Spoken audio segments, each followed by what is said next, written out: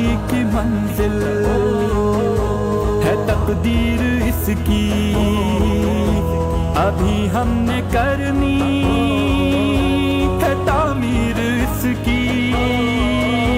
दिलों में धड़कता है ये शहर मेरा, ये रोशन उम्मीदों का वाहिद बसेरा कर रहा है। पहला मरहला हमारा जो है वो यूसीएस की सतह पर था। खाली सफाई का काम नहीं है बल्कि हमने मल्टी काम शुरू किया है। बारिशों के बाद वो गड्ढे पड़े उसको फिलअप कर रहे हैं, जो दरख्तों की ट्रिमिंग का काम है वो मुकम्मल कर रहे हैं। कहीं पर मेन होल के जो है कवर मौजूद नहीं है उसको कर रहे हैं। उसके अलावा फिर जहाँ पर जो है वो लाइट्स जो है रोशन नहीं है उन लाइट्स को रोशन करेंगे। इसके अलावा खंभों पे रंग का काम है वो भी अल्हम्दुलिल्लाह हम लोग जो है कर रहे हैं। एक मल्टी कैंपेन है गुलबर्ग टाउन की और मुंतखब नुमाइंदे हम तो कर रहे हैं।